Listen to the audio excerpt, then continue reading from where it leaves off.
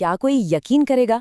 अगर कहा जाए कि भारत की आज़ादी की लड़ाई में अंग्रेज़ों के खिलाफ लड़ने वालों में एक अमेरिकन भी था, और सिर्फ इतना ही नहीं, ये वही इंसान था जिसने हिमाचल को उसके मशहूर सेबों की सौगात दी। तो चलिए आज बात करते हैं इसी हैरान कर देने वाली कहानी की। हाँ, बिल्कुल। सबसे पहला सवाल तो दिमाग में यही आता है कि भाई एक पश्चिमी देश का आदमी अंग्रेजों के खिलाफ भारत की आज़ादी की लड़ाई का एक जरूरी चेहरा कैसे बन गया। ये कहानी किसी फिल्मी स्क्रिप्ट से कम नहीं है वाकई। तो चलिए इस पहेली को थोड़ा सुलझाते हैं। ये असल में एक ही इंसान की दो पहचानें हैं। एक तरफ सैमुअल आइवन स्टोक्स, जो फिलाडेल्फिया के एक बहुत अमीर परिवार से थे, और दूसरी तरफ सत्यानंद स्टोक्स, एक भारतीय देशभक्त। अब सवाल ये है कि सैमुअल सत्यानंद कैसे बने? असल कहानी तो यही है। तो ये कहानी शुरू होती है सैमुअल स्टोक्स के भारत आने से। आखिर ऐसी क्या वजह थी कि एक अमीर अमेरिकी नौजवान हजारों मील दूर एक पूरी तरह से अनजान दुनिया में आ पहुंचा? ये बात है साल 1904 की। फिलाडेल्फिया के एक खाते पीते परिवार का सिर्फ 22 साल का एक लड़का भारत आता है, और जिस तरह की उनकी परवरिश थी उसे देखते हुए उनका आगे का सफर और भी ज्यादा हैरान करने वाला हो जाता है। और देखिए, दिलचस्प बात यह है कि वो यहाँ कोई व्यापार करने या घूमने फिरने के लिए नहीं आए थे।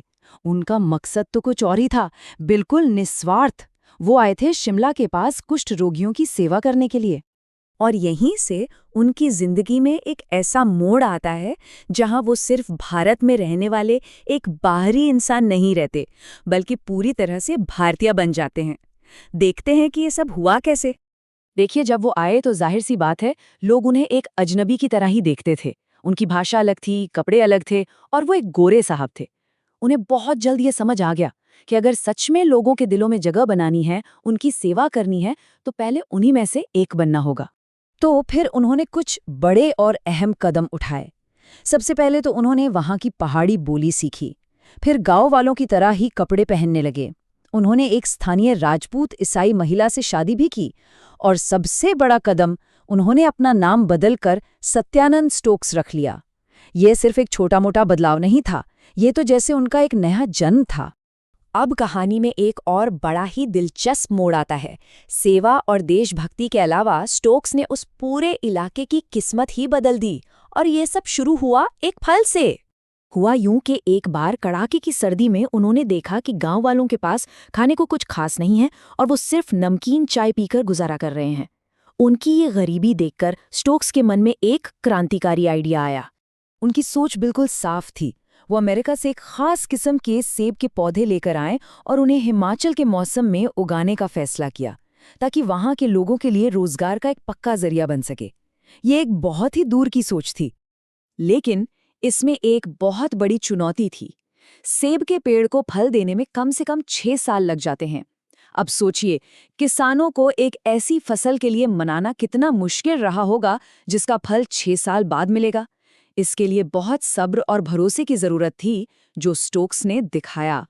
और नतीजा आज हम सबके सामने है। आज हिमाचल प्रदेश को भारत का एप्पल बोल कहा जाता है, और वहां के रसीले सेब सीधे सीधे सत्यानंद स्टोक्स के उन्हीं शुरुआती प्रयासों का ही मीठा फल है। उन्होंने सच में उस जगह की तकदीर बदल दी। लेकिन रुकिए, स्टोक्स की कहानी सिर्फ यहीं तक नहीं है।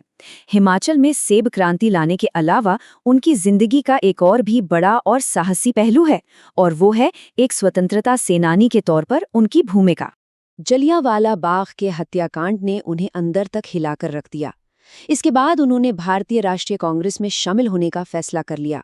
उन्होंने लाला लाजपत राय जैसे बड़े नेताओं के साथ मिलकर काम किया, और आज़ादी के हक में आवाज़ उठाने की वजह से वो कई बार जेल भी गए।